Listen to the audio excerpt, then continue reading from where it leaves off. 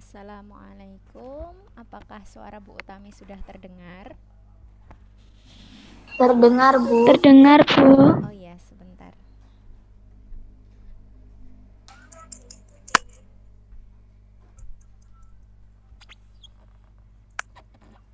Oke, anak-anak,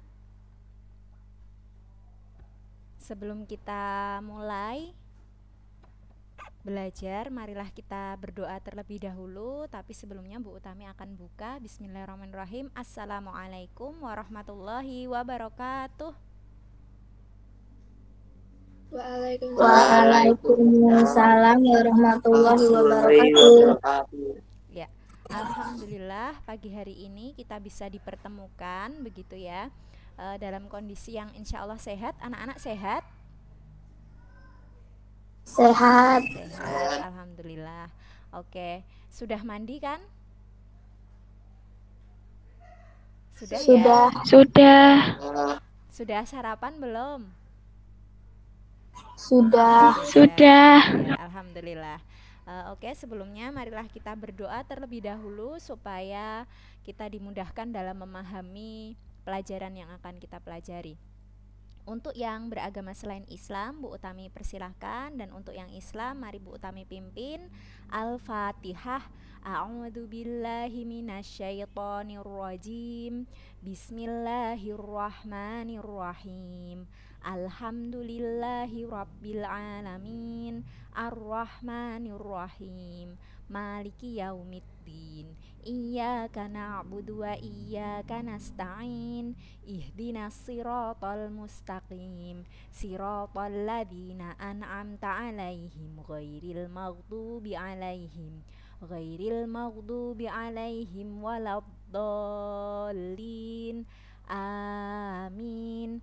Rabbishrahli sadri wa yassirli amri wahlul 'uqdatam min lisani yafqahu qawli. Raditu billahi rabba wa bil islami dina wa bi muhammadin nabiyya wa rasula. Rabbi zidni ilma warzuqni fahma. Amin. Alhamdulillah. Semoga dengan doa tadi Allah mudahkan kita untuk memahami pelajaran. Nah, sebelum kita belajar, Bu Utami ingin menanyakan dulu, anak-anak sudah mengecek nilai di matematika yang koreksi?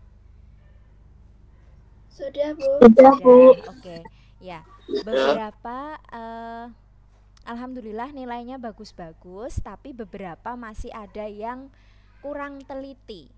Entah itu kurang telitinya karena salah menuliskan soal, atau kurang telitinya karena pada tanda negatifnya, atau malah yang kurang teliti pada cara pengerjaan asosiatif.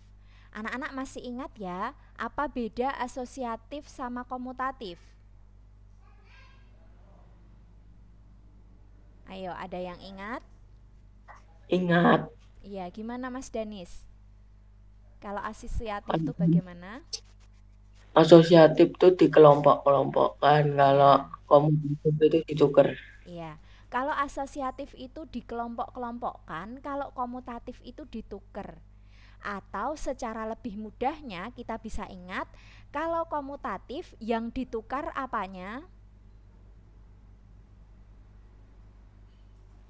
Angkanya. Angkanya. Kalau asosiatif yang ditukar Kurungnya. Kurungnya. ya, itu diingat-ingat ya. Itu cara kita mudah untuk mengingat ya. Itu jembatan keledai kita. Cara sederhana kita untuk mengingat adalah kalau komutatif yang ditukar adalah angkanya, sedangkan asosiatif yang ditukar adalah tanda kurungnya. Oke, kita akan cocokkan dulu sebentar sebelum nanti kita berlanjut ke materi distributif ya. Sebentar.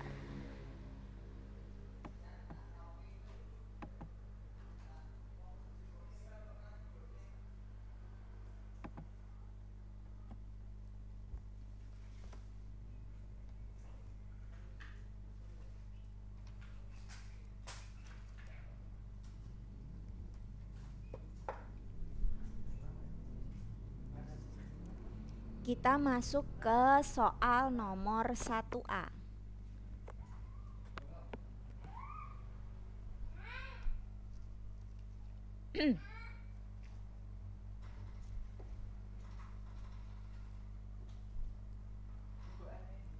Negatif 24 ditambah negatif 26 sama dengan, ini komutatif, berarti yang ditukar adalah angkanya.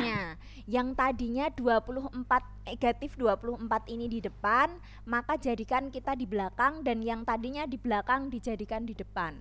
Negatif 26 tambah negatif 24. Hasilnya berapa? Negatif 50. Ya, negatif 50. Tapi ini banyak yang mengerjakan hasilnya malah jadi 2 ya. Hati-hati dengan tanda ini, hati-hati dengan tanda ya. Jadi negatif 26 berarti kita mundur 26 langkah, kemudian ditambah mundur lagi 24 langkah, maka hasilnya adalah negatif 50. 1B negatif 17 ditambah negatif 33 sama dengan, ingat komutatif maka yang ditukar adalah angkanya. Negatif 33 tambah negatif 17 sama dengan, sama saja, negatif 33 berarti kita mundur 33 langkah dan ditambah lagi mundur 17 langkah. Maka hasilnya berapa hasilnya? Negatif 50. Negatif 50. Kemudian yang C,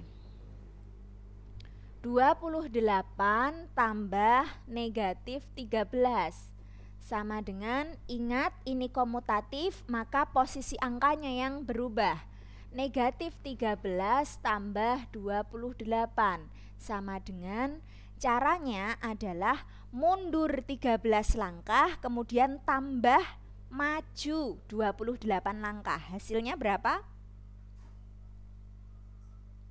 15. Ya, ini juga bisa kita lihat dengan cara 28 gitu ya, dikurangi 13. Jadi hasilnya 15. Berikutnya yang D. 11 kali negatif 100. Lihat tandanya, anak-anak banyak yang salah karena tanda. Perhatikan apakah itu perkalian atau penjumlahan. Di sini D ini apa? Perkalian. Perkalian. Ya. Banyak anak-anak yang malah menjumlahkan ya. Padahal ini gampang sekali. Negatif 100 kali 11 berapa?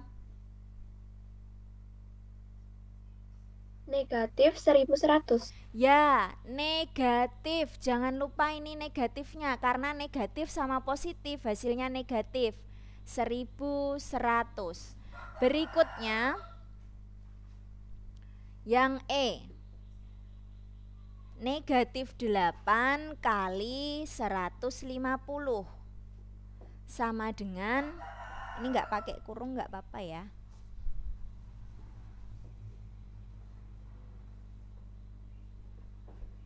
Negatif 8 kali 150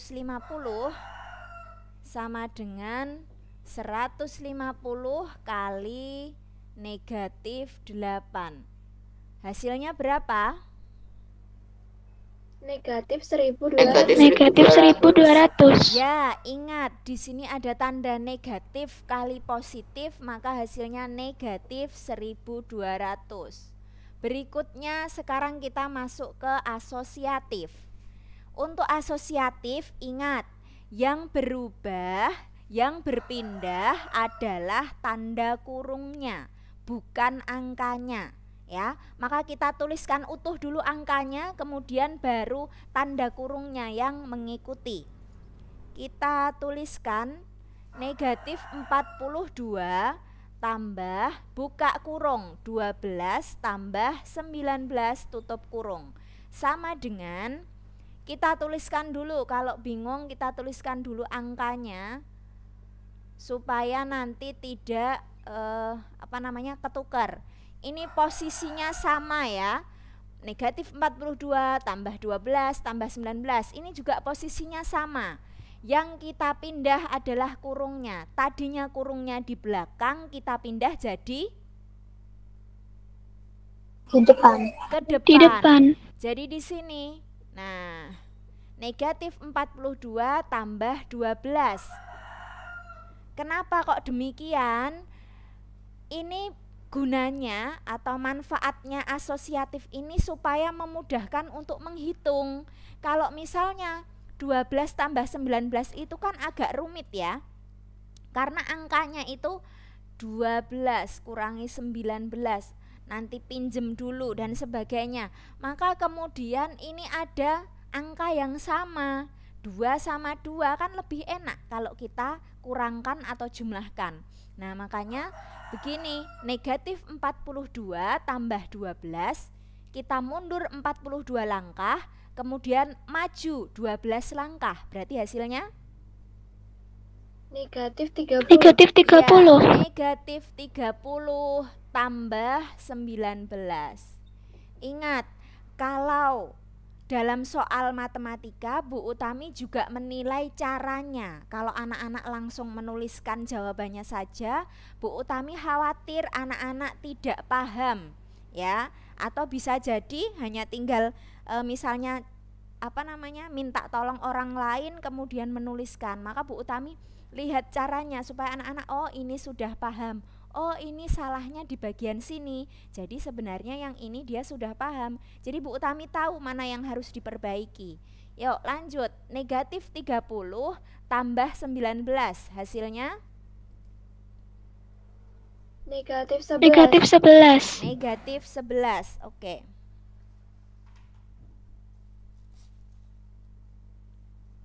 Berikutnya 2B. Buka kurung negatif 28 tambah 45 tutup kurung tambah 25. Sama dengan, ingat posisi angka tetap, yang berubah adalah posisi kurungnya.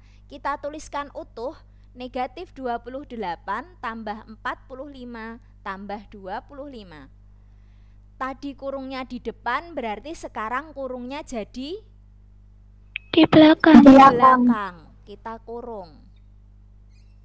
Nah, negatif 28 karena nggak dikurung kita tulis utuh.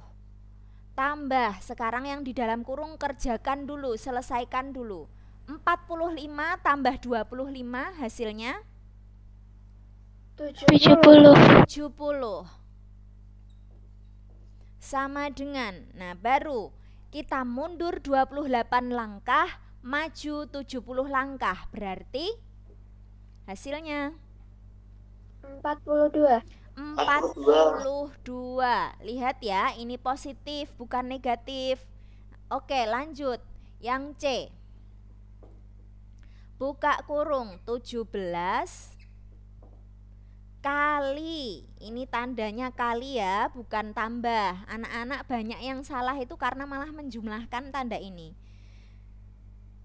Kali negatif 4 sama dengan, kita tuliskan utuh angkanya, kemudian kita perhatikan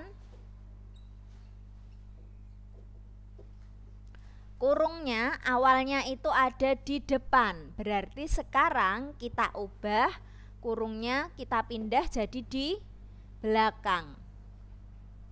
Nah, kita tuliskan dulu yang di luar kurung secara utuh, kemudian kita kalikan, selesaikan yang di dalam kurung terlebih dahulu.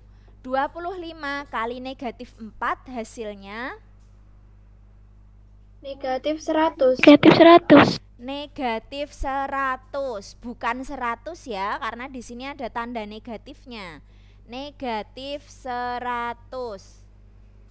Ya, ini positif 25-nya dikali negatif 4. Berarti kalau beda tanda kan hasilnya negatif ya.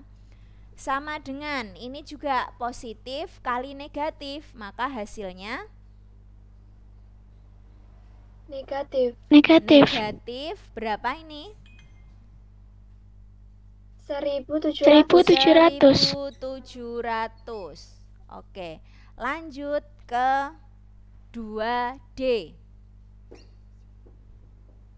Buka kurung 158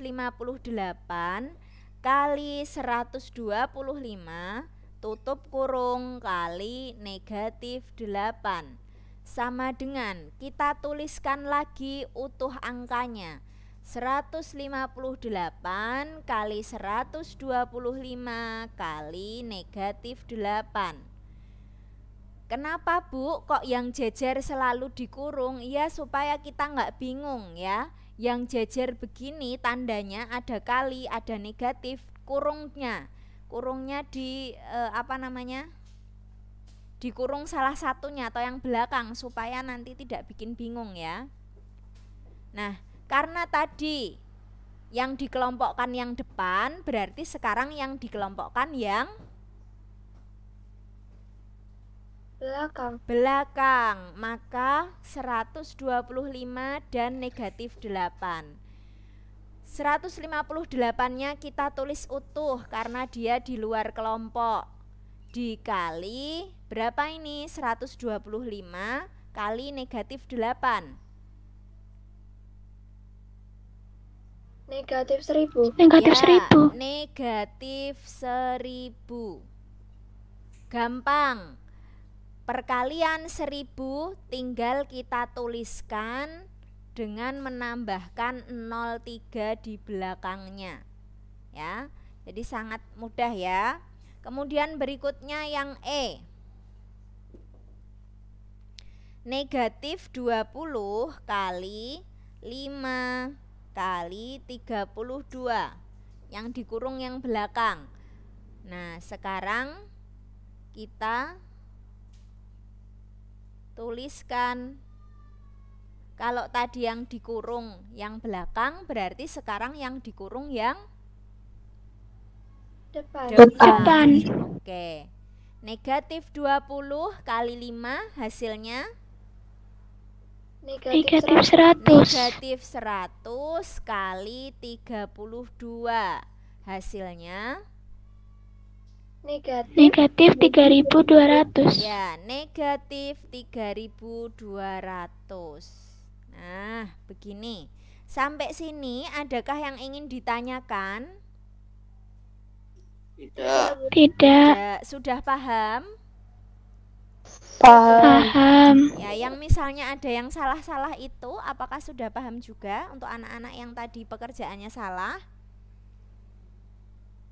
Paham. Paham. Oke. Oke, kalau demikian kita akan lanjutkan untuk yang berikutnya adalah sifat distributif. Kalau kemarin kita sudah belajar asosiatif dan juga komutatif. Nah, satu sifat lagi berkaitan dengan operasi hitung adalah sifat distributif. Anak-anak pernah mendengar istilah distributif enggak? Pernah. Di mana, Mbak? Atau artinya apa mungkin? Penyaluran. Oke, Mas Razak, karena ini ya lihatnya dari ekonomi ya biasanya ya. Ada yang lain? Penggabungan. Ada yang lain juga? Jadi distributif itu artinya penyebaran, menyebarkan, distribute gitu ya. Itu menyebarkan, menyalurkan. Anak-anak bisa ya, ada yang angkat tangan tadi. Anak-anak bisa membuka pada buku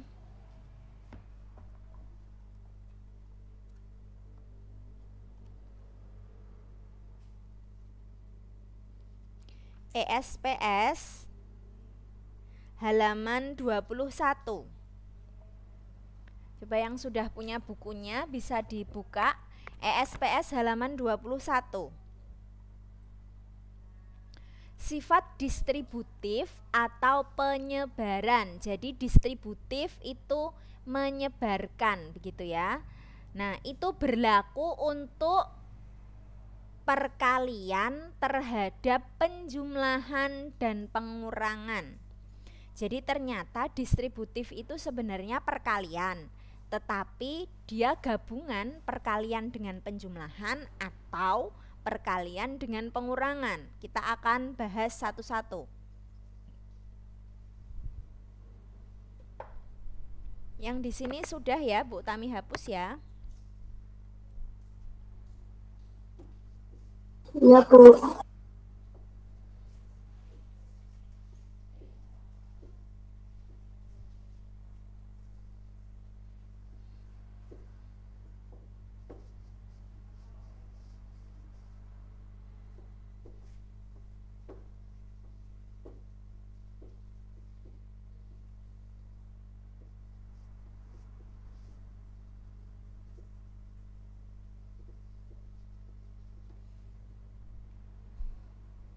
Anak-anak juga bisa ikut mencatat distributif yang ketiga ya. Sifat distributif. Kalau dalam ekonomi kan ada distribusi atau distributor gitu ya. Distribusi ya berarti apa? Menyebarkan gitu ya, menyalurkan barang. Nah, kemudian distributor ya yang menyalurkan.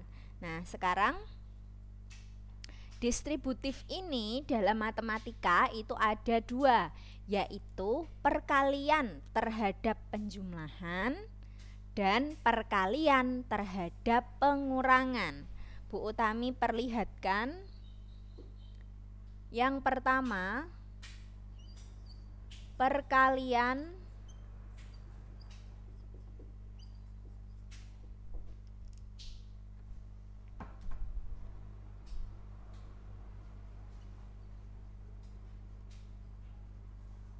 terhadap penjumlahan.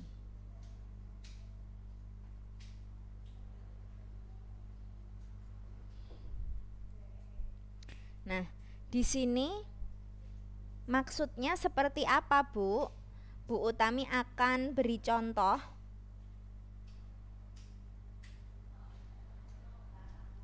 Kita coba lihat misalnya 2. Ini contoh dulu ya.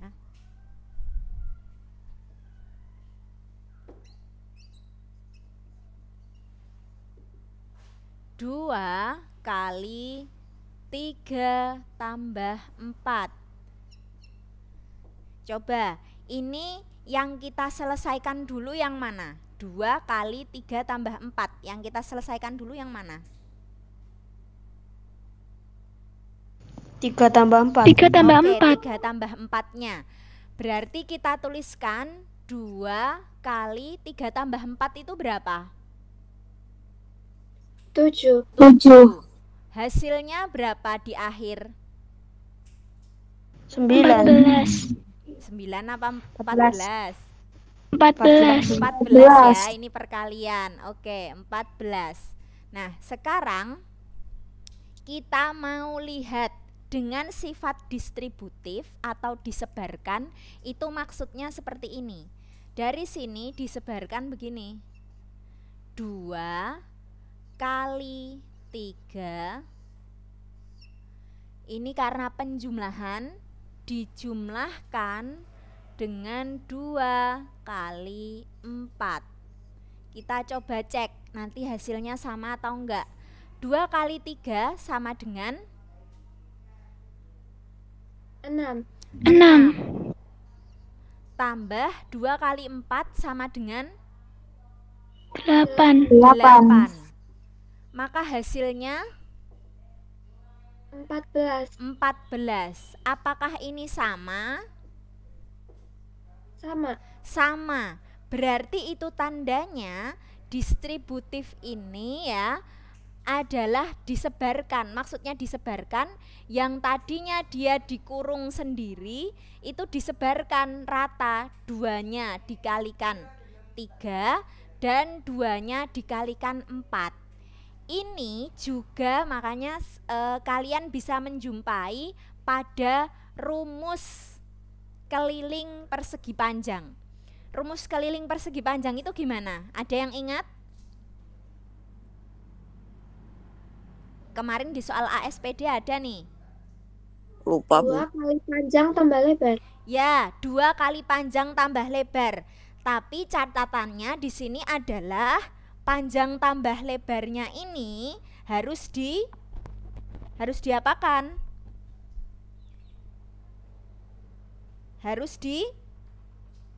Harus dikurung. Ya. Kalau tidak dikurung, nanti beda hasilnya. Kalau dituliskan keliling persegi panjang. Sebentar ya.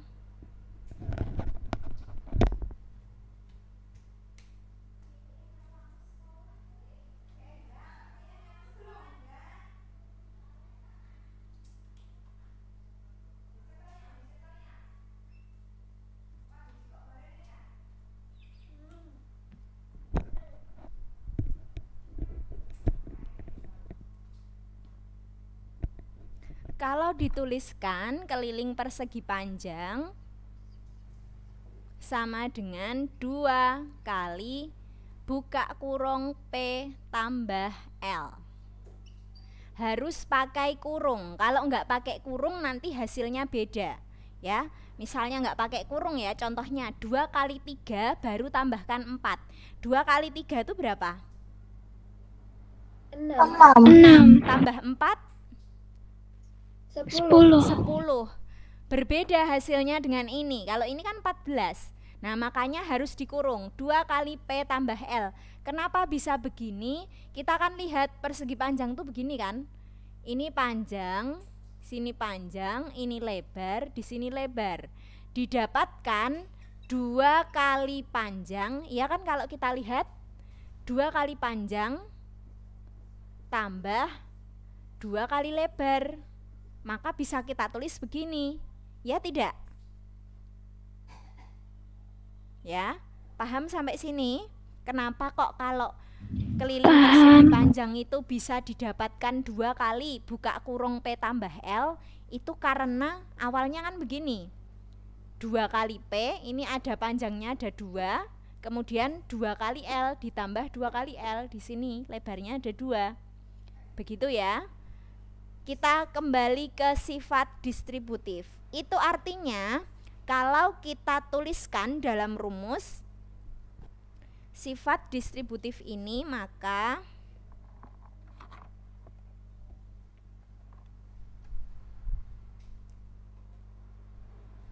A kali buka kurung B tambah C sama dengan buka kurung A kali B tambah, perhatikan tandanya, kalau di depan yang di dalam kurung ini tambah, maka yang di sini tambah. Ya. Buka kurung A kali C. Tutup kurung, ya. Harus pakai tanda ini. Kalau tanda ini dihilangkan, tambahnya dihilangkan, nanti artinya jadi kali, bukan tambah. Ya. Jadi A kali B kali A kali C. Kalau misalnya tambahnya nggak dituliskan, makanya tambahnya harus dituliskan. Ini rumus distributif perkalian terhadap penjumlahan. Silahkan dicatat. Sudah. Sudah? Sudah. Oke, sekarang kita coba masuk ke contoh.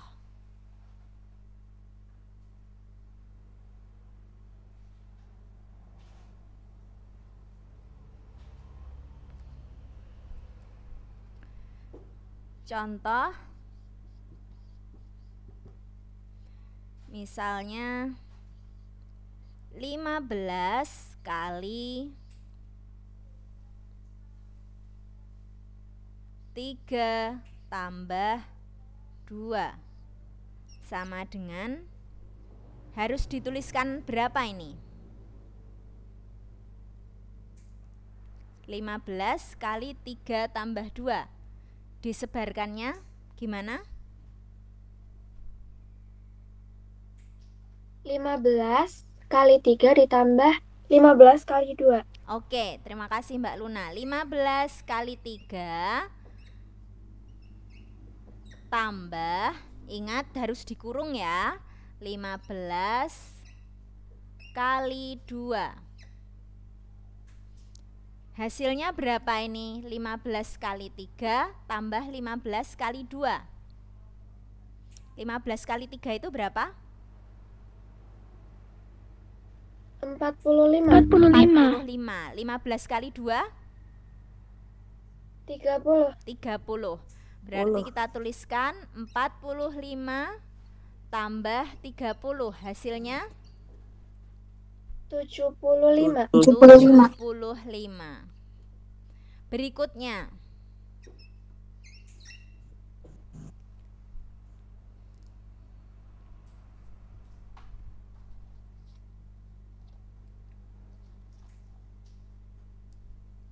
(24) kali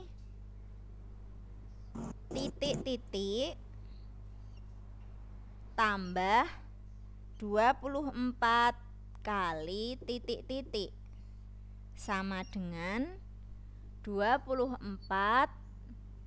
kali 12 tambah 18 sama dengan titik-titik. Nah, sekarang dibalik ini. Berapa ya hasilnya? Titik-titik yang depan berapa? Mbak Almas mau coba? Titik-titik yang depan berapa?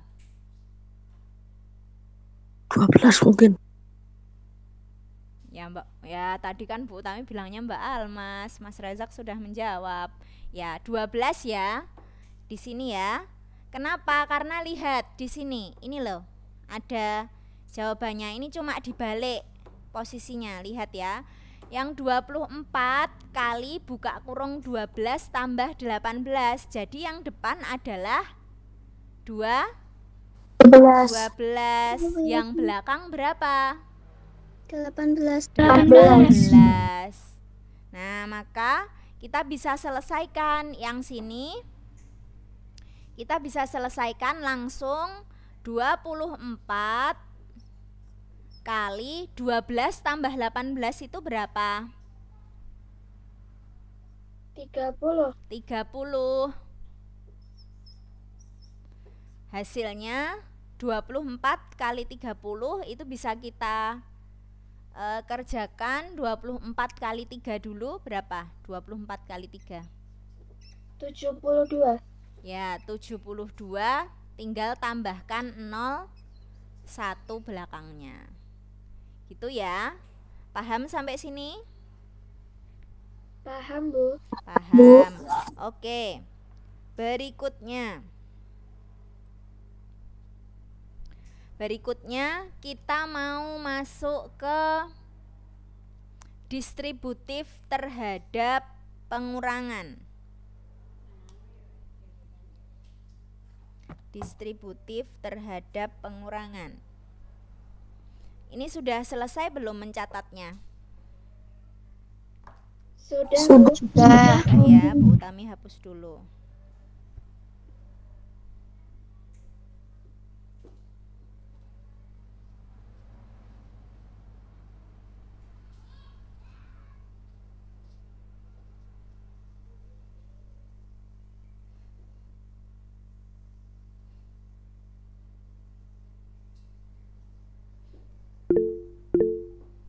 Ya, Mas Razak, ada yang mau ditanyakan?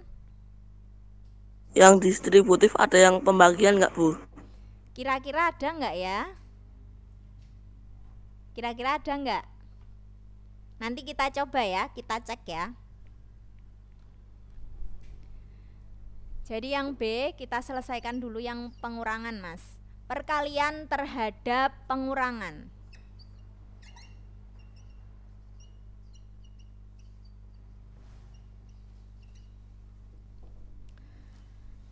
Kira-kira kalau perkalian terhadap pengurangan, kalian bisa tebak ini gimana? Rumusnya A kali B kurang C. ya, A kali B kurangi C sama dengan A kali B kurangi A kali C. Oke, terima kasih Mas Danis.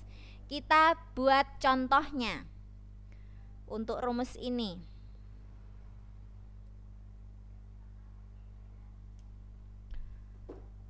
Contohnya 10 kali 7 kurangi 3 sama dengan gini ya, negatif 7 kurangi negatif 3 sama dengan, soalnya dari tadi belum pakai negatif ya, sama dengan, coba kita sebarkan berapa ini berarti, buka kurung, buka kurung, berapa? 10 10 kali negatif 7 tutup kurung, kemudian 10 Dikurangi 10 kali 3. ya, ingat harus pakai tanda kurang dulu ya. Dikurangi 10 kali 3. Lihat di situ. Lihat tandanya ya. Tandanya di sini positif. Karena 3-nya itu positif. Kurang di sini, tanda negatif di sini adalah tanda pengurangan. Sudah kita tuliskan di sini. Ya. Jadi ini ya, blereng ya. Bu Tami tulis di atasnya coba.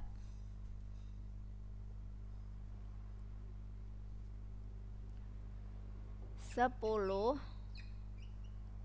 kali 7 kurangi, mohon maaf, negatif 7 kurangi 3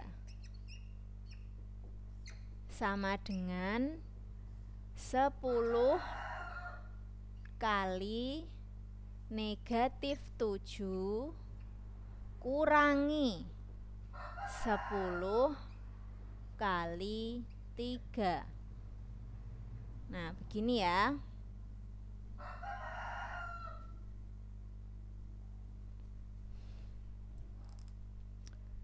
Jadi, tanda negatif yang depan ini ya, yang negatif 7 kurangi 3 ini adalah sudah ditulis pada bagian sini, tengah-tengahnya kurung ini. Artinya dikurangi. Maka yang 3 di sini itu bukan negatif lagi. Ya, begitu ya. Nah, kemudian kita selesaikan. Coba. 10 kali negatif 7 berapa? Negatif 70. Sama dengan negatif 70.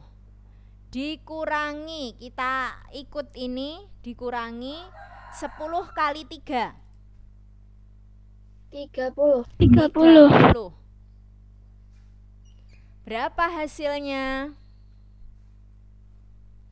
Negatif 100. Negatif 100. Karena mundur 70, suruh mundur lagi 30. Berarti jawabannya negatif 100. Oke. Sampai sini paham? Paham. Paham. Oke. Berikutnya Bu Utami kasih contoh.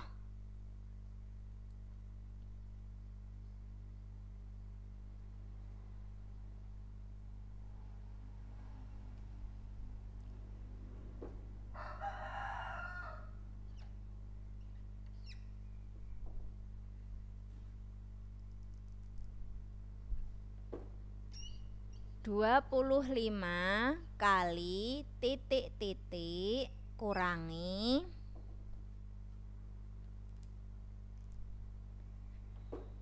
titik-titik kali 8 sama dengan 25 kali 4 kurangi 8 sama dengan, oke, coba bagaimana cara menyelesaikannya? Yang depan ini berarti berapa? 25 kali 4. Ya, 4, karena didapatkan dari sini. Yang bagian tengah ini 4 ya. 4 dikurangi berapa yang ini? 25 kali 8. 25. Nah, sekarang kita selesaikan. Boleh mau pakai cara ini, boleh mau pakai cara ini. Kira-kira lebih mudah yang mana? Menyelesaikannya dengan ini atau dengan yang ini?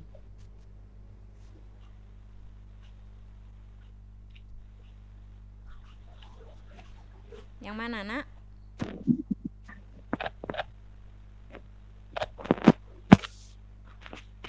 Mau pilih mana? Kalau Bu Utami lebih enak kita kalikan dulu, karena 25 kali 4 itu kan hasilnya 100 ya. Kita hafal 25 kali 4 hasilnya 100. Lebih enak daripada kita kurangkan dulu. Tapi kalau mau kurangkan dulu ya nggak apa-apa gitu ya. Kita coba 25 kali 4 berapa? 100 dikurangi 25 kali 8 berapa? 200. 200. 100 kurangi 200 hasilnya Negatif 100. negatif 100. Nah, kan lebih mudah kan? Ya, begitu ya. Ini untuk contoh sifat distributif pada perkalian terhadap pengurangan. Oke, dari sini coba kalian kerjakan. Nanti kita cocokkan sambil Bu Utami mau ngisi tinta spidol dulu ya. Coba anak-anak buka buku ESPS-nya halaman 22.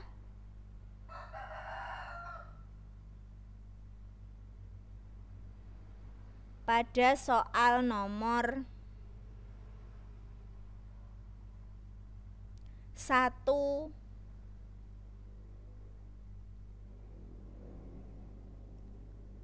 Oh, sebentar. Enggak, nomor ini aja, nomor 2 ya. Nomor 2 B dan C. Nomor 2 B dan C. ESPS halaman 22. Nomor 2 B dan C. Ya, Bu Utami isi tinta spidol dulu ya.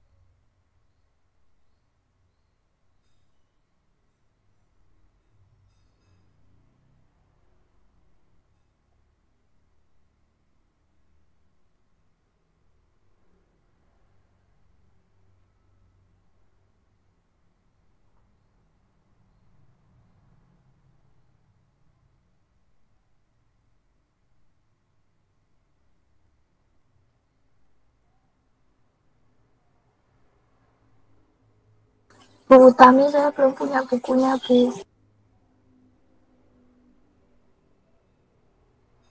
Nggak punya.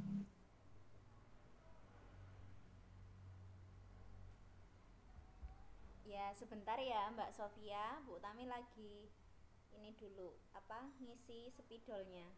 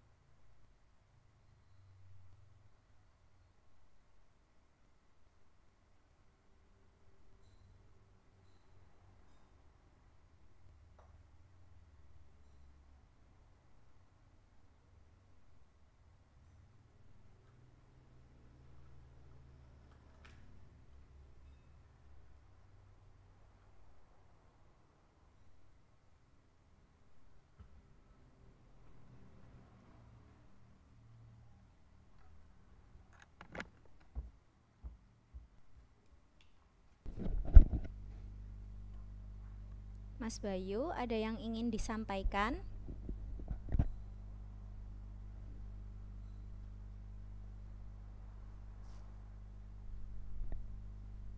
Ada? Cuman ngetes sinyal, Bu. Oh ya.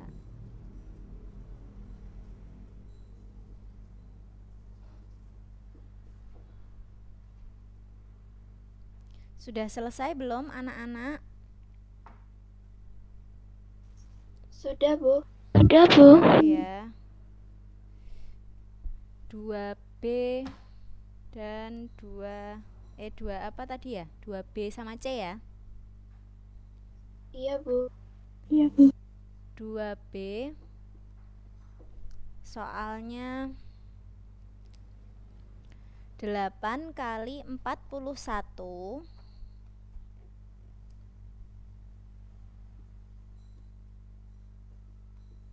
tambah 8 kali 59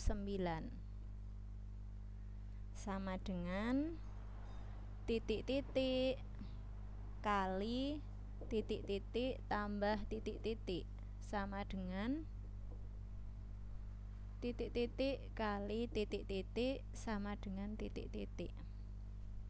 Oke. Mbak Sofia, nggak apa-apa ya Mbak? Belum mengerjakan dulu, sambil mengerjakannya di sini karena tadi Bu Utami belum sempat untuk ini kan menuliskan ya, tintanya habis. Iya Bu, nggak apa-apa. Oke, coba Bu Utami mau minta bantuan Mas Fikri. Coba Mas Fikri. Ini kira-kira Sama Bu Sofia Utami gua nggak punya bukunya, Bu. gimana? Nggak punya bukunya. Oh, Mas Fikri juga nggak punya bukunya. Oke, Iya, Bu. kalau gitu coba Mas Bayu. Ini Bu Utami tuliskan berapa nih?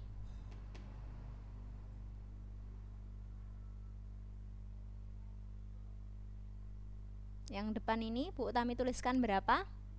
Mas Bayu?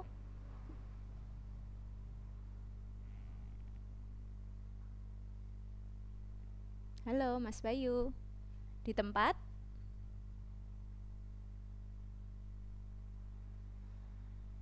Coba perhatikan, 8 kali 41 tambah 8 kali 59. Ini gampang banget ya, mana yang sama itu yang ditaruh di depan sini. Kemudian yang berbeda itu tinggal ditaruhkan di sini, urut sesuai angka depan belakangnya. Coba kalau Mas Bayu belum bisa, Bu Utami minta bantuan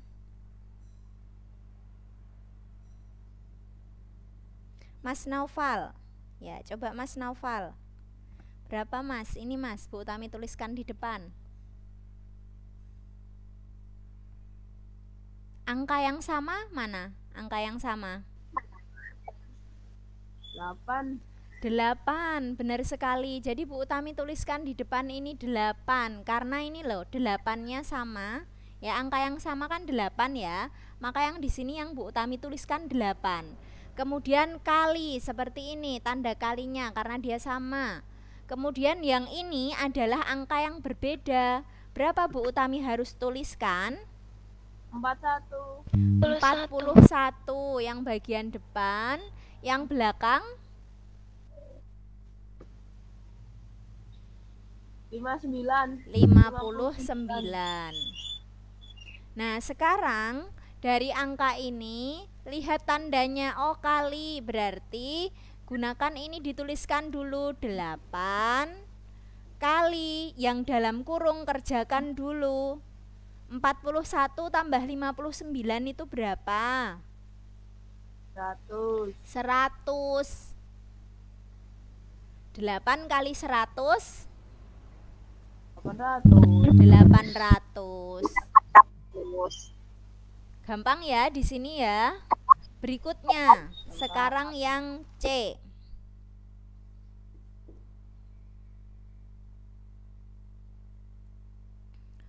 Dua puluh tujuh kali 112 kurangi 27 kali 12. Yo, coba Bu Utami minta bantuan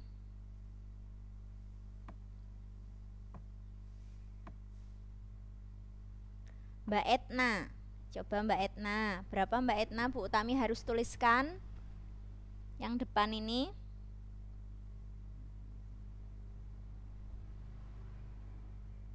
Berapa Mbak? Yang sama?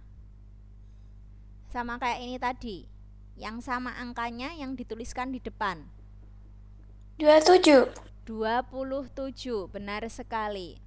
Kemudian Bu Utami harus tuliskan berapa lagi ini?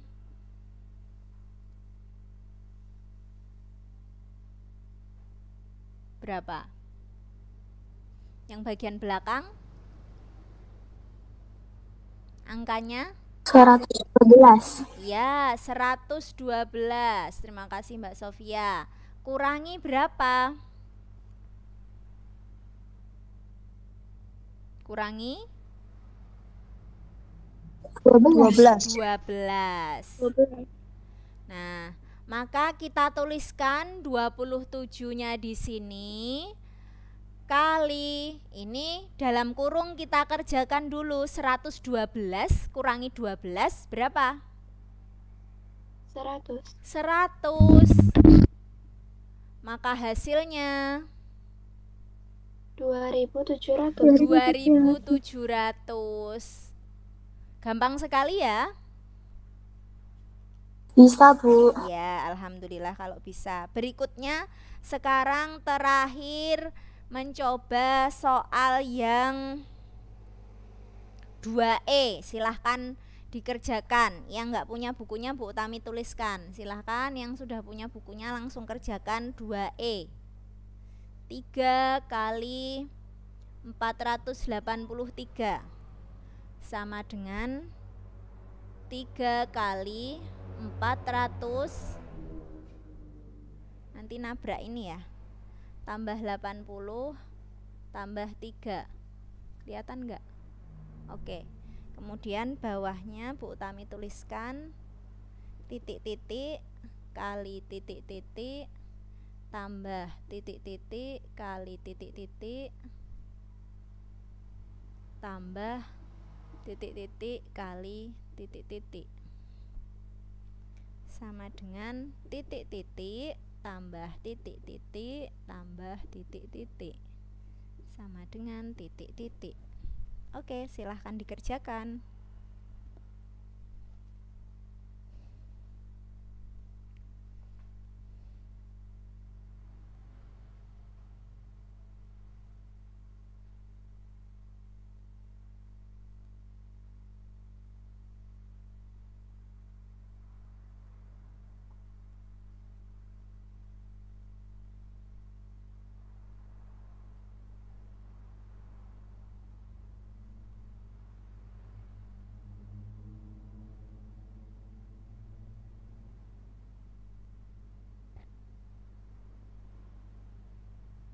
Sudah selesai belum, Nak?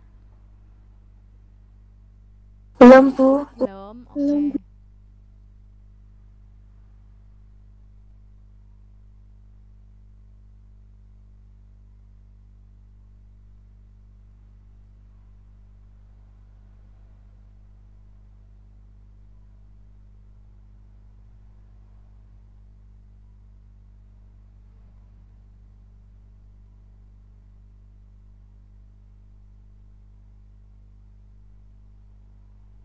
Sudah. Oke.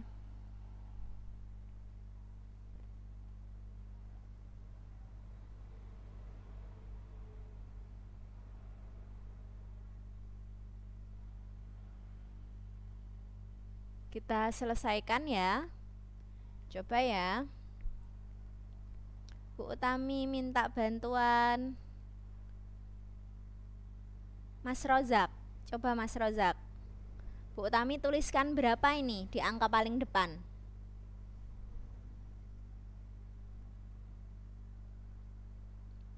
Halo Mas Rozak.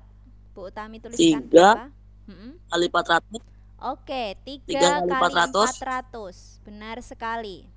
Berikutnya Bu Utami harus tuliskan berapa? 3 kali 80. 3 kali 80. Yang terakhir 3 kali 3. 3 kali 3. Nah, sampai sini anak-anak sudah paham belum? Mengapa bisa 3 kali 483 itu bisa dipecah menjadi 3 kali 400 tambah 80 tambah 3.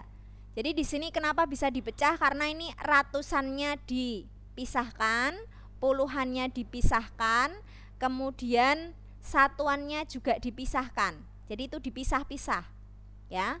Makanya kemudian bisa kita jabarkan demikian. Nah, sekarang kita selesaikan.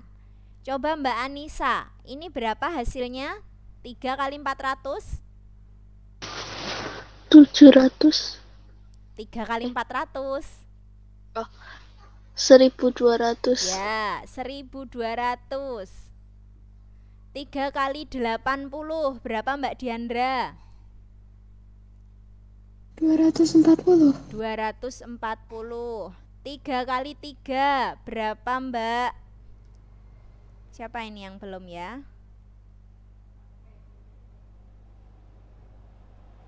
Mbak Nawang. 9. 9. Tinggal kita jumlahkan 1200 tambah 240 tambah 9. Kita bisa susun dari yang paling belakang, paling satuan. 0 tambah 0 tambah 9 berapa? 9. 9. Kemudian puluhannya 0 tambah 4 tambah nggak ada berapa? 4. 4. Kemudian ratusannya 2 tambah 2 berapa? 4. Kemudian ribuannya. Jadi hasilnya 1449. Ya, sampai sini sudah paham belum anak-anak? Paham, Bu. Paham. Oke. Paham, Bu. Kalau belum paham, jangan sungkan untuk bertanya, jangan malu untuk bertanya ya, supaya nanti lebih mudah. Ini nanti Bu Utami tugaskan, tugasnya ada di buku Dunia Matematika. Nanti Bu Utami post setelah ini. Berikutnya kita sekarang akan bahas soal ASPD ya. Karena kemarin banyak yang salah ya. Banyak yang jadi belum ada yang dapat nilai 100 kalau nggak salah ya. Makanya kita mau bahas. Sebentar.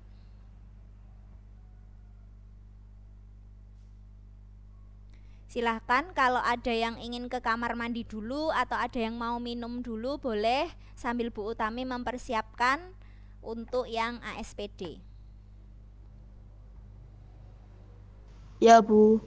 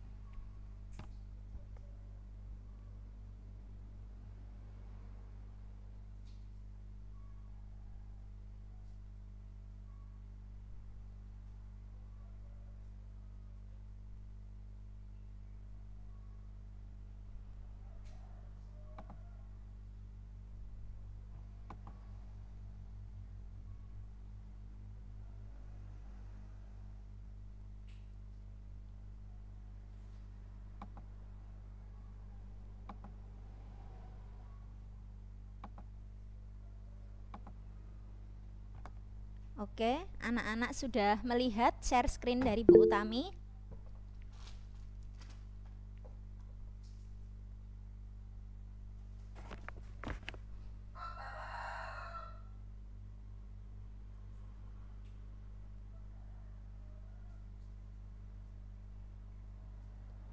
Apakah anak-anak sudah melihat share screen dari Bu Utami?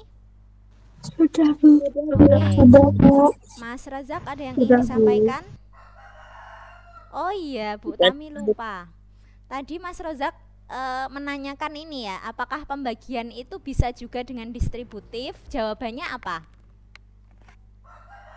Tidak bisa. Tidak bisa, karena pembagian itu misalnya begini ya, 12 bagi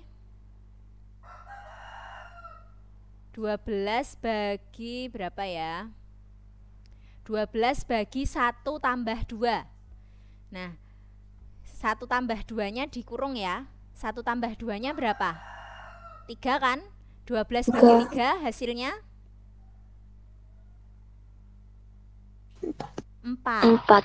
Tapi kalau misalnya kita jabarkan 12 bagi 1 ditambah 12 bagi 2. 12 bagi 1 itu berapa? 12. 12 ditambah 12 bagi 2 berapa? 6. 6. 12 tambah 6 18. 18. Hasilnya berbeda dengan yang tadi 12 bagi buka kurung 1 tambah 2. Hasilnya kan tadi 4 kalau yang tadi ya kan. Jadi pembagian itu nggak bisa menggunakan distributif begitu ya. Nah sekarang kita masuk ke pembahasan soal ASPD. Untuk yang bagian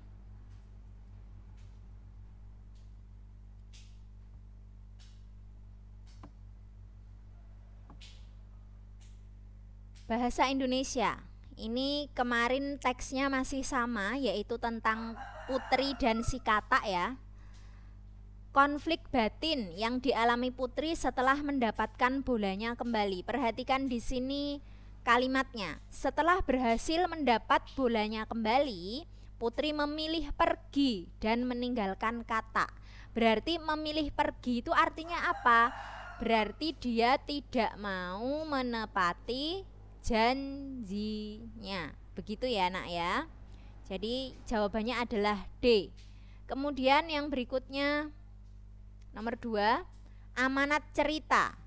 Nah kemarin kita sudah bahas bahwa Putri dan katak ini kan berkaitan, temanya kemarin tentang budi pekerti, yaitu tentang bagaimana seseorang itu menepati janji. Maka amanatnya juga tidak jauh-jauh dari temanya, yaitu menepati janji yang telah diucapkan. Berikutnya soal nomor 3, latar awal ya. Latar tempatnya ya, awal cerita ini apa? Nah, di awal cerita itu dituliskan kisah seorang putri kerajaan yang memesona tengah asik bermain bola di pinggir sungai. Berarti latar tempatnya yaitu di pinggir sungai. Ya, berikutnya soal nomor 4. Rino anak seorang pedagang kue. Dia rajin belajar dan prestasinya selalu bagus. Rino juga rajin membantu orang tuanya berjualan. Waktu Rino sangat jarang digunakan untuk bermain. Rino sangat disayang keluarga. Peristiwa yang akan terjadi jika Rino tidak rajin bantu orang tua. Nah berarti itu adalah kemungkinan, kita disuruh memprediksi. Kira-kira kalau misalnya Rino itu nggak rajin bantu orang tua, apa yang akan terjadi? Apakah ibu Rino akan kelelahan? Apakah kue ibu Rino tidak laku? Apakah Rino tidak disayang keluarga? Atau prestasi Rino akan meningkat? Kita lihat dari teksnya. Jadi kita jangan memprediksi tapi di luar teks, jangan. Tapi kita prediksi dari teksnya. Di teks ini dikatakan bahwa ini Rino juga rajin membantu orang tuanya berjualan. Waktu Rino sangat jarang digunakan untuk bermain. Kemudian di akhir dikatakan Rino sangat disayang keluarga. Berarti kalau misalnya Rino nggak rajin bantu, berarti dia tidak disayang keluarga. Sampai sini paham? Paham. Oke, kita bisa lanjut soal nomor 5. Soal nomor 5 ini tentang teks, yaitu ceritanya Kuko. Kuko sama siapa ya? Dema. Dema, oke. Kuko dan Dema ya. Nah, nilai moral yang baik dari tokoh Kuko. Jadi apa yang bisa kita contoh dari tokoh Kuko? Apakah dia sangat perhatian dan sayang ibu, atau senang dan cinta pada lingkungan laut, atau tidak mudah sakit hati pada orang lain, ataukah rela berkorban walau dia sangat membutuhkan? Kita harus lihat teksnya ya. Ingat, kalau bahasa Indonesia itu kuncinya sebenarnya semuanya itu ada pada teks atau pada konteksnya. Misalnya atau pernyataan, ataukah pertanyaan gitu ya. Itu ada di situ sebenarnya jawabannya. Maka sebenarnya ini semuanya benar loh. Rino itu apakah sangat perhatian dan sayang sama ibu? Iya. Apakah dia senang dan cinta pada lingkungan laut? Iya. Apakah dia tidak mudah sakit hati pada orang lain? Iya juga. Yang D, apakah dia rela berkorban walau sangat membutuhkan? Iya sekali. Tapi kita harus ingat, intinya di cerita ini tuh apa? Di cerita ini Kuko ini tidak hanya sama dirinya sendiri dan juga cara dia menempuh untuk bagaimana dia bisa menghadiahkan sesuatu untuk ibunya. Tetapi di sini ada tokoh Dema yang dia itu mengganggu Kuko, kemudian ketika dia celaka itu ternyata dia diselamatkan oleh Kuko. Ya, maka di sini disampaikan nilai moralnya adalah rela berkorban walaupun dia sangat membutuhkan. Gitu ya. Berikutnya kita masuk ke IPA. Listrik di rumah mati selama 1 hari. Semua peralatan elektronik tidak bekerja termasuk kulkas. Ketika ibu membuka kulkas di bagian freezer, bagian tersebut terdapat banyak air. Padahal semula tidak ada cairan, hanya ada es. Peristiwa tersebut menunjukkan perubahan wujud. Kita harus ingat, di sini ada kata-kata hanya ada es. Es itu bentuknya apa? Benda padat. Padat ya. Es itu bentuknya benda padat. Kemudian dia berubah menjadi air. Maka dia berubah menjadi cair. Maka fokus kita adalah perubahan benda padat menjadi benda cair. Itu apa? Mencair. Mencair. Kalau menyublim itu perubahan apa menjadi apa? Kalau menyublim apa? Padat menjadi gas. Oke, barakallah Mas. Padat menjadi gas. Berikutnya, kalau mengembun itu apa menjadi apa?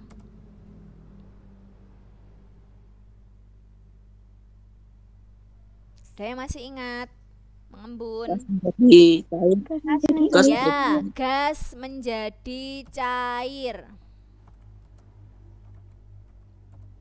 Berikutnya kalau menguap itu apa? Cair menjadi gas. Ya, cair menjadi gas. Oke, gitu ya. Berikutnya nomor 2. Kegiatan yang mengalami perubahan wujud sama dengan gambar. Nah, kita fokusnya di gambar itu perubahan wujudnya apa? Dia sedang apa sih? Merebus air sehingga muncul uap air ketika mendidih.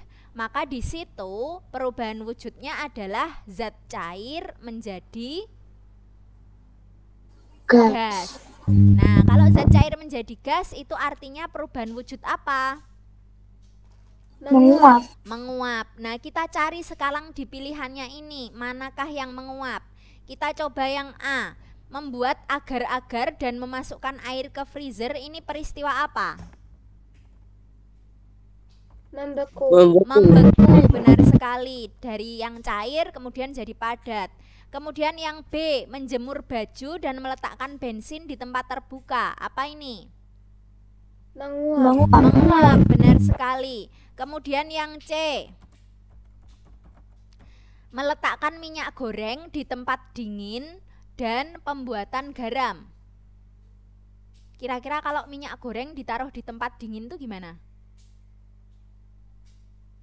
Akan Jadi membeku. mentega. Membeku ya, akan membeku. Nah, kalau pembuatan garam apa? Mengkristal. No, bukan mengkristal. Jadi Bu Utami sampaikan Membeku. ya. No, bukan.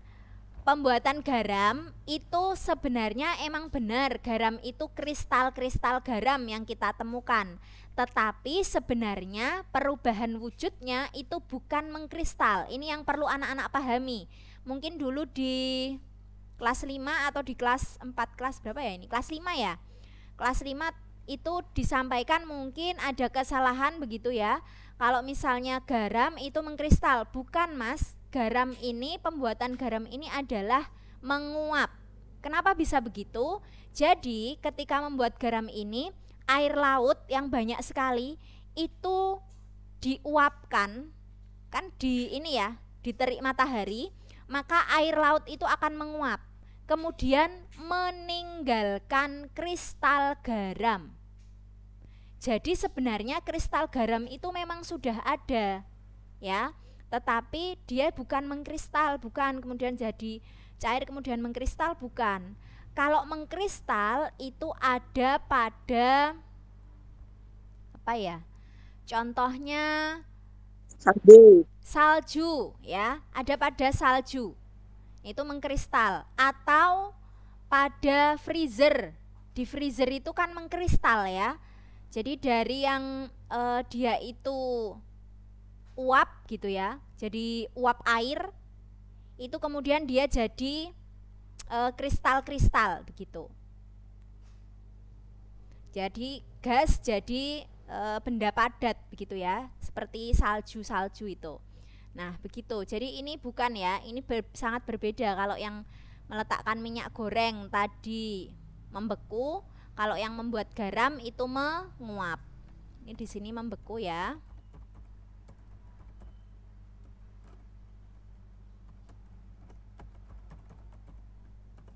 Kemudian yang memanaskan lilin untuk membatik ini apa? Mencair. Mencair.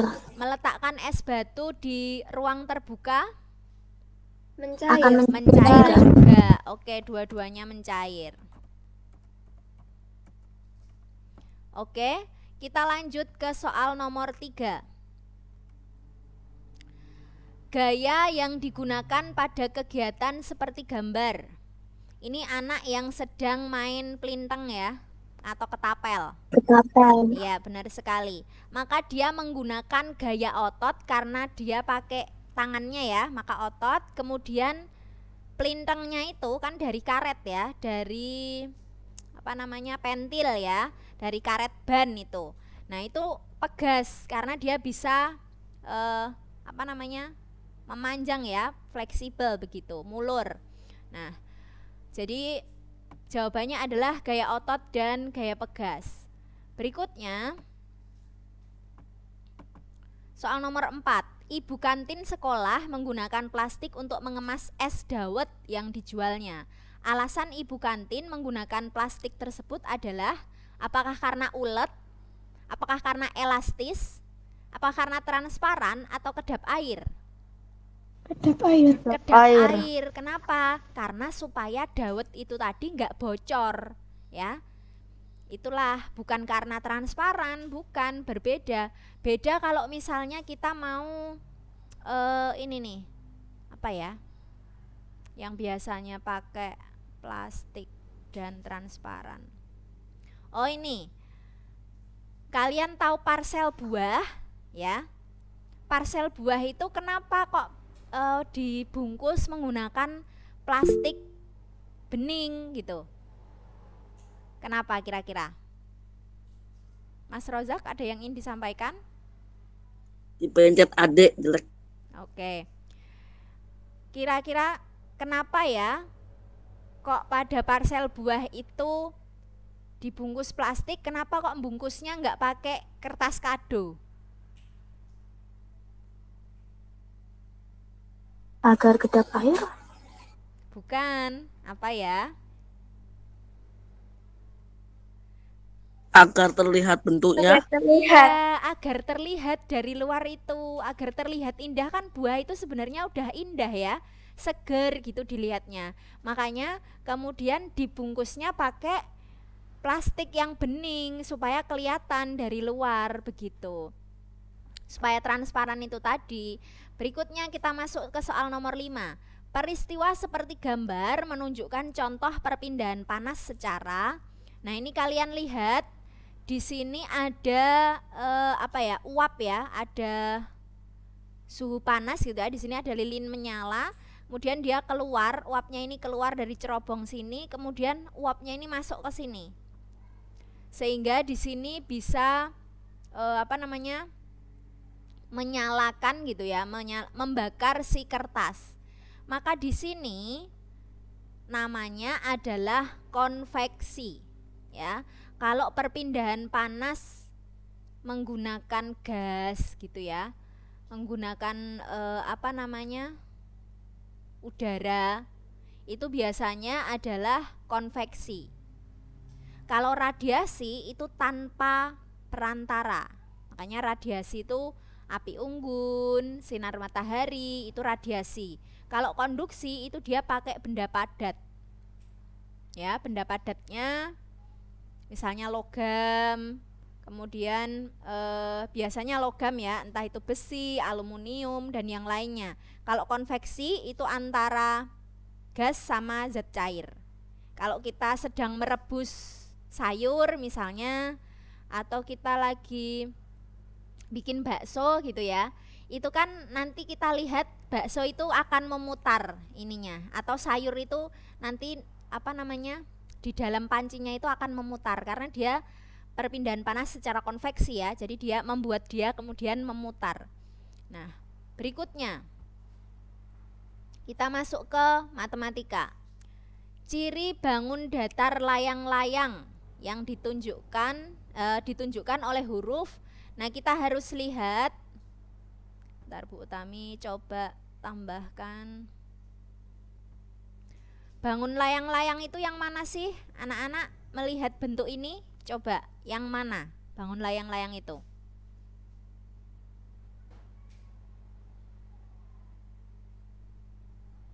Mana ya?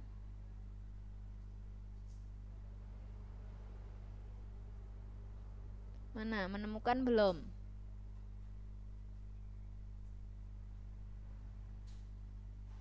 Ini ya. Oh, bukan. Bukan layang-layang. Bangun layang-layang.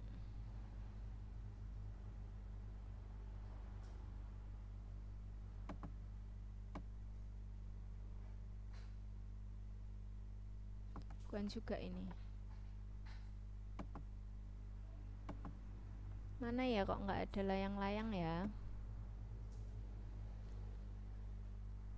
Bangun layang-layang.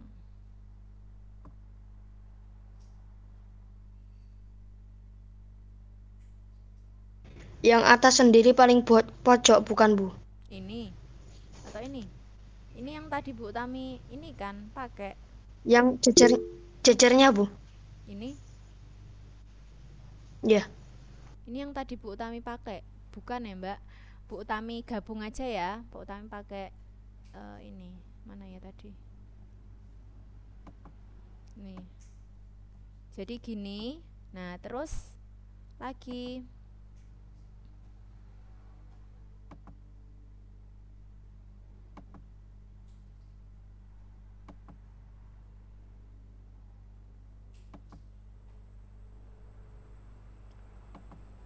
Tambah lagi.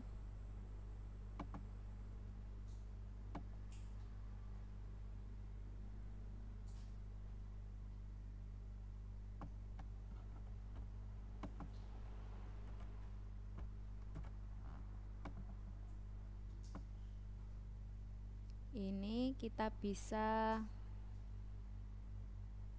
mana ya?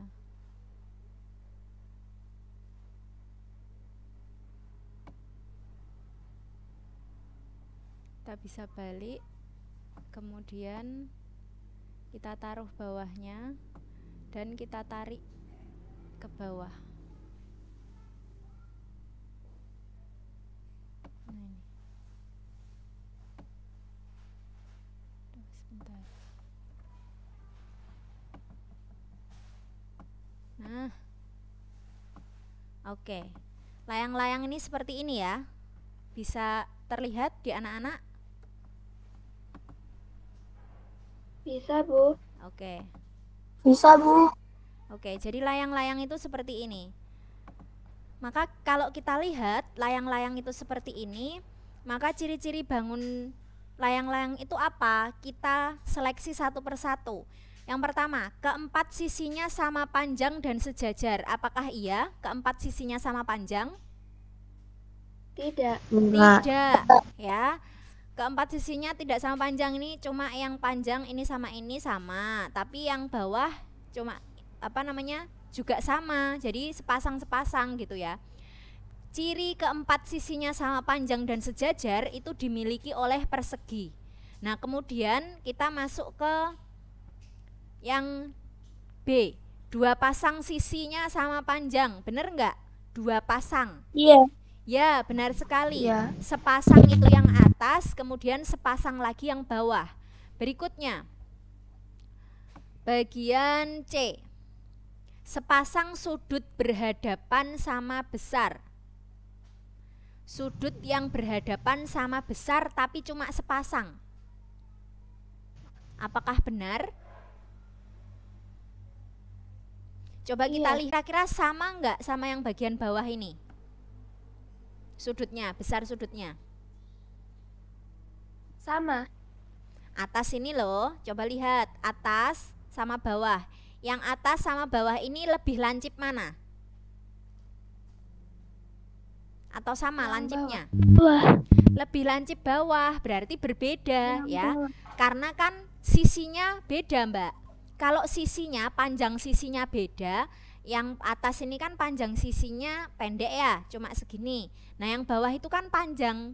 Nah itu pasti nanti hasilnya akan lebih lancip. Jadi atas sama bawah nggak sama. Nah sekarang yang berhadapan ini kanan sama kiri, kira-kira sama nggak? Sama. Sama ya, karena satunya ini ya antara dia ke sini atas bawah begini sama yang ke sini atas bawahnya begini, dia panjangnya sama. Ya, makanya yang B ini dia hanya punya sepasang sisi sama panjang. Ya, kok sama panjang, sepasang sudut yang sama besar, mohon maaf. Kemudian berikutnya yang D. Sudut-sudut yang berhadapan sama besar, jelas tidak ya, tadi kita sudah buktikan yang sama besar hanya yang sepasang saja. Berikutnya, kedua diagonal saling berpotongan tegak lurus. Diagonal itu yang mana? Itu yang bagian ini ya, tengah, ketika kita tarik dari dua titik ya, 2 titik yang tidak saling berdekat. Masuk enggak suara Bu Utami? Macet, Bu. Macet. Macet. Sekarang sudah kesambung belum? Sudah, Bu. Sudah ya. Bu. Sudah, Bu. Oke. Sebentar Bu Utami setting di bagian YouTube-nya dulu, nanti takutnya nggak kerekam.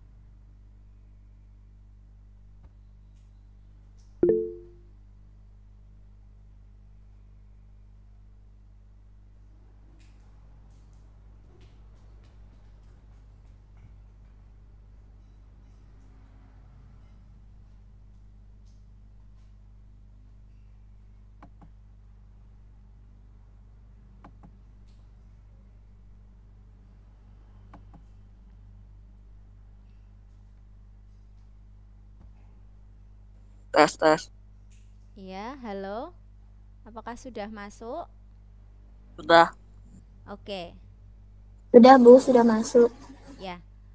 Nah, jadi pada bagian layang-layang ini apakah diagonalnya saling berpotongan tegak lurus?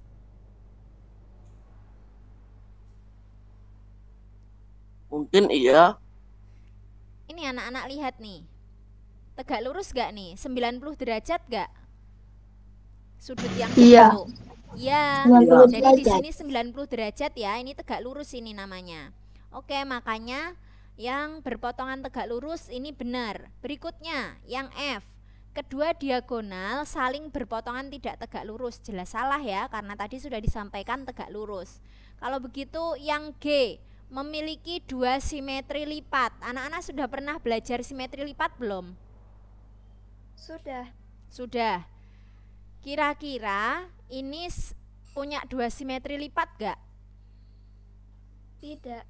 Tidak. Berapa simetri lipat yang dimiliki? 1. Satu ya. Kenapa? Karena 4. ya, karena kan bentuknya kayak gini ya. Bentuknya misalnya begini. Apa namanya? Kita bayangkan ini adalah layang-layang ya. Layang-layang, kemudian layang-layang ini bagaimana cara kita melipatnya supaya bentuknya bisa sama? Apakah ke atas ke bawah begini bentuknya nanti sama? Tidak. Tidak. Tidak. Kalau ke samping ke sana sama enggak nanti? Sama. Sama. Sama. Nah, maka dia cuma punya satu simetri lipat. Maka di sini bisa kita lihat ada B, C, E, dan H yang sama. Begitu ya. Nah, untuk yang lainnya, untuk ciri-ciri bangun datar yang lainnya, ini Bu Tami sudah tuliskan supaya anak-anak juga bisa belajar. Kalau yang A ini sama dengan cirinya persegi, B itu bangun apa saja, C bangun apa saja, seterusnya sampai H. Begitu ya. Berikutnya kita lanjut ke nomor 2. Nah, masih di layang-layang. ABCD adalah sebuah bangun datar layang-layang. Titik A terletak pada koordinat 2,4, B 5,-1, dan D negatif 9,-1. Kemudian C terletak pada koordinat.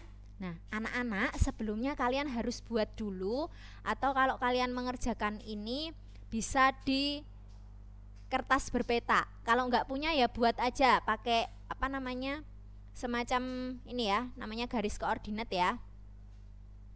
Sumbunya kalian buat dulu, sumbu X, sumbu Y. Porosnya itu artinya 0. Nah, kemudian kalau ke kanan ini apa? Ke kanan artinya Positif. positif. Ke kiri Negatif. negatif. Kalau ke atas? Ke atas apa? Positif juga. Ke bawah? Negatif. Nah, yang kalian harus ingat, yang depan ini ya, kalau kalian lihat misalnya ini koordinat 2,4. Duanya itu yang sumbu mendatar atau yang sumbu tegak?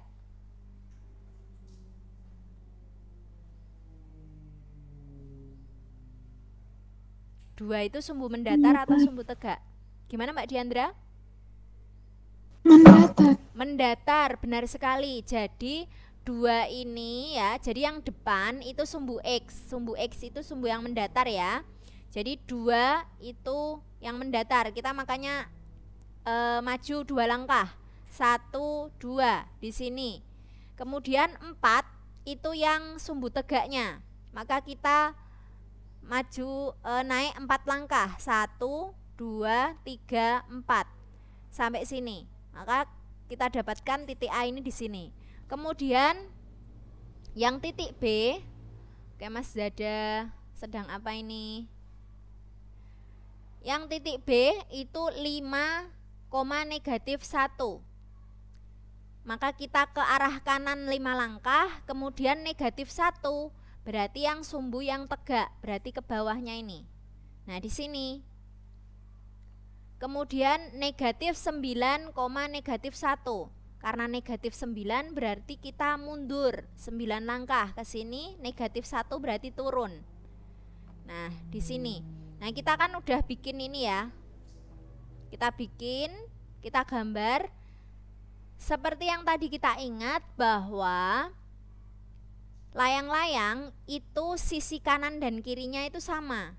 Jadi kita tinggal hitung bagian ke atasnya ya. Itu berarti dia akan sejajar dengan yang C, itu akan sejajar dengan A. Ya, dia sejajar nih, sama banget kan? Lurusnya A. Tapi gimana kita tahu jaraknya? Nah, kita lihat dari diagonal ini, dari titik diagonalnya ya, poros diagonalnya, itu kita lihat berapa langkah ke A. Dari sini 1, 2, 3, 4, 5. Ada 5 langkah. Maka kalau kita turun dari titik diagonalnya juga ada 5 langkah. Mari kita hitung berapa itu. 2, -6. Sampai sini ada yang ingin ditanyakan? Tidak, Bu. Tidak. Mudah ya. Sekarang yang nomor 3, pencerminan. Pencerminan yang tepat terhadap sumbu P. Nah, sebelumnya Bu Utami mau tanya nih, kalau bercermin kita itu misalnya kanan, misalnya tangan kanan kita, kalau dicermin terlihatnya apa itu? Tangan apa? Kiri. Kiri. Begitu juga kalau misalnya kita tangan kiri, di kenyataan kalau dicermin jadi tangan Kanan. kanan. Kanan. Nah, sekarang kita lihat cerminnya ini kan sumbu P. Anak-anak bisa lihat ya, lihat kursor Bu Utami enggak? Bu Utami Lihat. lihat ya. Oke. Lihat, Bu. Kalian bisa lihat sumbu P. Ini yang A dulu. Kita lihat A, ini bagian yang banyak arsirnya itu di bagian ujung sana ya. Seharusnya kalau cerminnya itu begini, yang bagian ininya ujungnya itu di sini, kira-kira bayangannya nanti ujungnya di mana? Apakah benar mengikuti dia?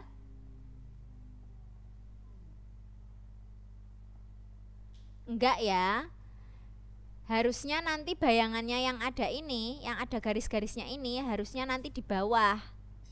Ya, harusnya di bawah. Nah, sekarang kita ke B. Dia ke sini, malah bayang-bayangnya ke sini. Ya enggak sesuai. Ke C.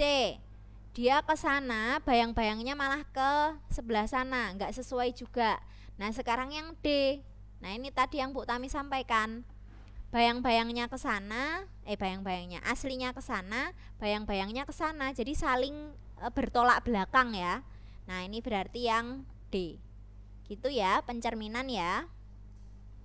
Berikutnya masuk ke soal nomor 4.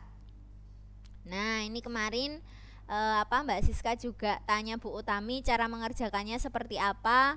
Sebenarnya anak-anak, ini kalian jangan panik dulu kalau ada bangunan yang seperti ini, bangun datar seperti ini.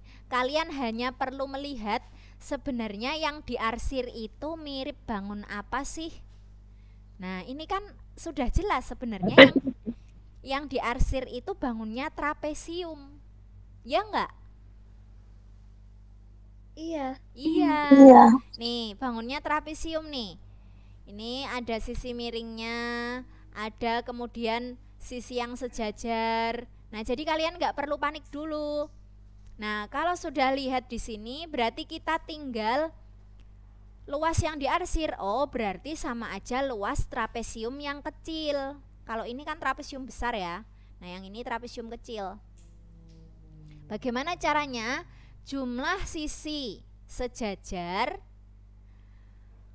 bagi 2 kali tinggi. Nah, sekarang kita cek sisi sejajarnya itu kan yang atas ini sama yang bawah. Nah, sudah diketahui belum? Belum. Ya enggak? Belum ada tulisannya kan itu panjangnya berapa?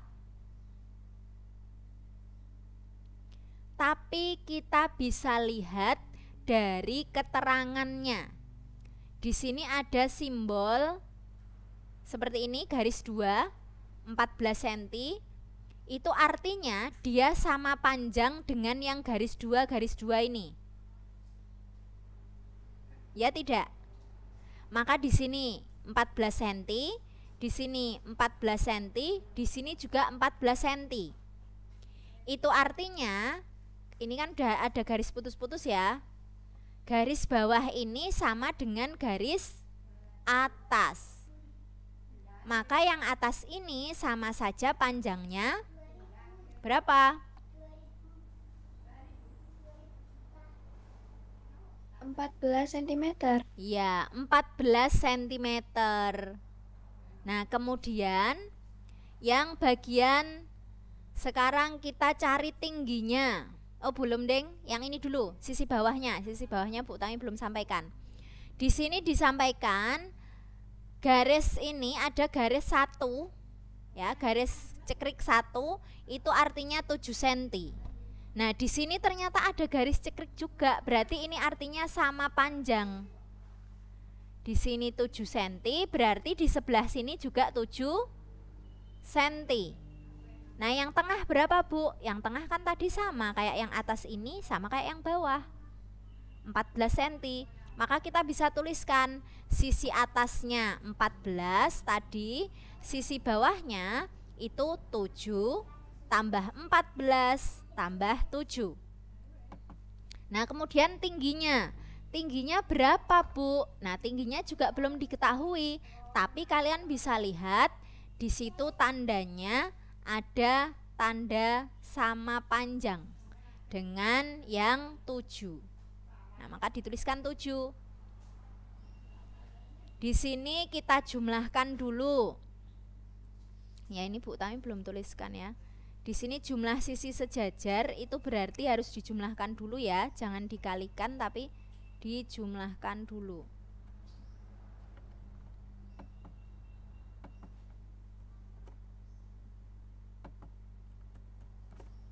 Ya. Jadi 14 tambah 7 tambah 14 tambah 7. Itu jawabannya adalah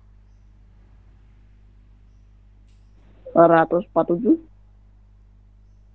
42 ya, 42 dulu, ini kan dijumlahkan. 14 tambah 7 kan 21, tambah 14 tambah 7 lagi 21 lagi, 21 tambah 21 42. Bagi 2 kemudian baru dikali 7. Karena ini bisa kita sederhanakan dulu, bisa kita kerjakan dulu ya, gampang ya, genap bagi 2 kan mesti habis. Maka kita selesaikan dulu. 42 bagi 2 21 kali 7, maka hasilnya 147. Sampai sini paham? Paham. Paham. Gitu ya. Jadi kalau ngelihat bangun gabungan jangan panik dulu, perhatikan bangun gabungannya itu mirip bangun datar apa ya, gitu. Berikutnya nomor 5. Nomor 5 ini juga kemarin banyak yang salah. Kemarin banyak yang jawab 19. Mungkin karena ingat cara yang sebelumnya. Tapi harus kalian ingat juga bahwa yang ditanyakan di sini itu keliling lapangan. Kalau keliling, titik start sama titik akhirnya, start sama finishnya itu kan sama. Berbeda dengan kemarin. Kalau kemarin kan jalan. Kalau jalan kan begitu terus. Dia nggak ada nggak kembali lagi ke jalan yang sama, tapi dia memanjang terus. Nah, maka di sini tidak dijumlahkan dengan 1. Ya, di sini Bu Tami kasih catatan, mengapa tidak dijumlahkan dengan 1 lampu? Kalau kemarin dijumlahkan gitu ya, karena titik awal dan titik akhirnya itu sama, maka tidak dijumlahkan. Jadi keliling lapangannya karena bentuknya persegi panjang, kita bisa tuliskan 2 kali buka kurung P tambah L tutup kurung. 2 kali, ingat panjangnya itu 2 kali lebarnya, maka kita bisa tuliskan 2 kali 72, ini di kurung dulu, tambah 72. Nah, 2 kali 72 diselesaikan dulu, berapa ini hasilnya? 144. Kemudian baru ditambahkan 72. jadinya 216. 2 kali 216 jadinya 432 meter. Nah, sekarang antar tiang penerangan atau antar lampu itu jaraknya 24 meter. Maka kita bisa tuliskan 432 dibagi 24. Maka hasilnya 18 buah. Gitu ya. Anak-anak harus ingat dan harus teliti. Ini yang dicari jalan atau keliling. Kalau keliling, start dan finishnya pasti sama di satu titik, maka nggak perlu tambahkan satu. Tapi kalau ini jalan memanjang, nggak ada pertemuan, titik pertemuannya, maka cukup dibagikan saja. Paham sampai sini? Paham. Paham. Oke, itu dulu yang mau Bu Utami sampaikan. Ada pertanyaan lain lagi tidak? Tidak. Tidak. Oke, kalau sudah Bu Utami ingin menyampaikan pengumuman bahwa ini ya, hari ini batas terakhir pengumpulan praktik tari indang SBDP ya. Kemudian jadwal hari ini yang biasanya itu digunakan SBDP, maka kita ganti menjadi IPA karena materi SBDP-nya sudah selesai ya, berkaitan dengan tari kan sudah selesai, tapi yang IPA ada yang belum disampaikan berkaitan dengan manfaat hewan dan tumbuhan bagi manusia dan lingkungan. Maka kemudian Bu Utami tukar karena besok Selasa kan anak-anak libur ya, libur 1 Muharram, hari besar tahun barunya Islam begitu ya. Jadinya diubah jadwalnya jadi hari ini. Kemudian besok Jumat depan insya Allah anak-anak akan melaksanakan ulangan tema 2. Cepet ya. Gimana perasaannya? Ada yang ingin disampaikan? Cepet banget. Gimana Mbak Diandra? Cepet banget. Iya, cepet banget. Tapi nggak ngerasa kan? Nggak ngerasa berat kan? Enggak. Nggak, ringan ya, alhamdulillah ya. Belajarnya enak nggak? Metodenya kayak gini. Bu Utami kasih rangkuman, kemudian ada kuis-kuis, kemudian nanti anak-anak ulangan 2 pekan sekali. Nggak terlalu berat kan ya? Tidak, Bu. Tidak. Oke, alhamdulillah kalau tidak terlalu berat ya. Insya Allah. Jadi mungkin dulu pas awal-awal gitu ya, ngelihatnya jadwalnya kok padat banget Bu, besok gimana ini gitu. Mungkin karena anak-anak belum belum melaksanakan, jadi udah kepikirannya yang khawatir gitu. Tapi alhamdulillah kalau kita bisa jalani, anak-anak tertib, menjalankan amanahnya, bertanggung jawab, jadi ringan gitu ya. Jadi Bu Utami nggak perlu lagi ngopiak-opiak misalnya gimana ini, ada yang belum mengirim, ada yang tidak perlu, karena alhamdulillah anak-anak kelas B ini sudah bisa ya bertanggung jawab untuk harus mengerjakan tugas. Meskipun masih ada yang terlambat, tapi Bu Utami harapkan besok terus memperbaiki supaya tidak terlambat, begitu ya. Oke, sampai sini Bu Utami cukupkan. Nanti ini insya Allah Bu Utami share. Semoga karena ini tadi kan sempat terputus ya Bu Utami. Nanti recordingnya ini akan terbagi 2 video. Nanti Bu Utami sampaikan.